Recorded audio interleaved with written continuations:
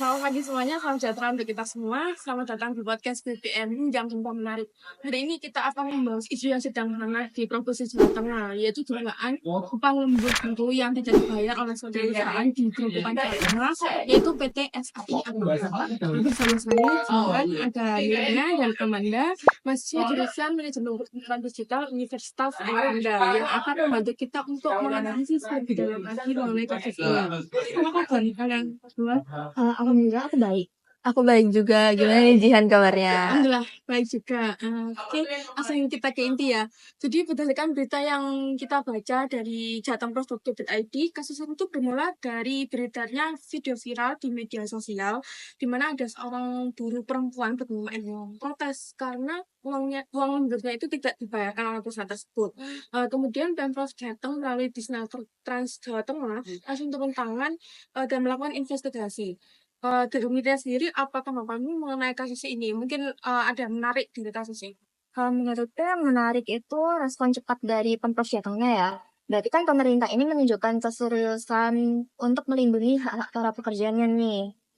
Nah, aku juga setuju banget sih apa kata Nirina. Jadi kayak ini tuh jadi pelajaran penting untuk perusahaan. Kalau perusahaan tuh harus punya sistem kayak pencatatan jam kerja yang akurat, lalu pembayaran upah yang transparan. Jadi pekerja itu nggak merasa dirugikan saat mereka bekerja di dalam suatu perusahaan gitu. Oke, betul. Menurut berita juga di selanjutnya Jateng itu menemukan adanya pelanggaran dalam pembayaran upah lembur sejak Oktober 2022 yang lalu.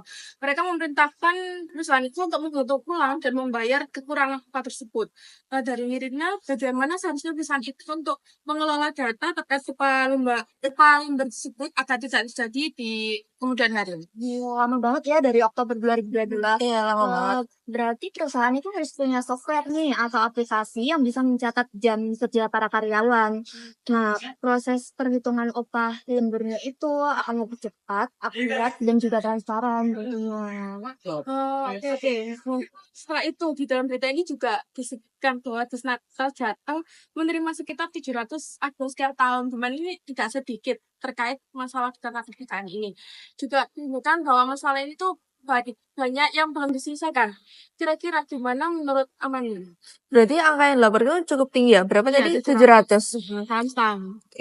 Jadi ini tuh menunjukkan banget bahwa para pekerja itu perlu lebih sadar lagi akan hak mereka, dan juga ada pelanggaran tuh jangan takut untuk melaporkan. Nah, di sisi lain juga buat pemerintah tuh harus meningkatkan peraturan sosialisasi tentang peraturan ketenagakerjaan dan menyediakan saluran pengaduan yang terbuka luas aksesnya untuk masyarakat. Ya, oke, betul. Apa yang dikatakan Amanda. Dalam berita ini juga disebutkan bahwa pelapor itu tidak harus datang ke kantornya langsung, itu di Disnaker Jateng. Jadi, mereka bisa memanfaatkan media sosial ini di era digital untuk melaporkan masalah. Ini tentu memudahkan bagi para pekerja. Betul sih, pemanfaatan media sosial ini akan sangat efektif nih untuk menjangkau lebih banyak para pekerja.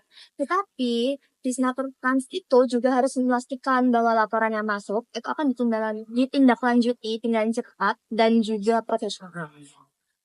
Oke. Sebelum kita akhiri podcast hari ini, apakah ada pesan yang ingin kalian berdua sampaikan kepada para pekerja di luar sana dan perusahaan terkait isu ini? Mungkin bisa dari Amanda dulu.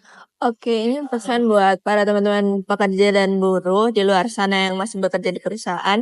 Jangan pernah takut untuk melaporkan hak-hak kalian. Jika kalian tuh merasa dirugikan ya. Jadi kayak kita sama bekerja itu kan untuk mendapatkan keuntungan dan benefit yang akan kita dapatkan. Jadi jangan sampai kita dirugikan oleh perusahaan selama kita bekerja. Kalau dari aku kepada perusahaan, patuhi peraturan ketenaga kerjaan dan perlakukan tenaga kerja kalian secara adil. Investasi pada sistem manajemen perkantoran digital yang baik itu akan membantu untuk mencegah masalah ini terjadi lagi nih di masa depan. Oke, terima kasih Nirina dan Amanda atas insight-nya yang sangat bermanfaat sekali.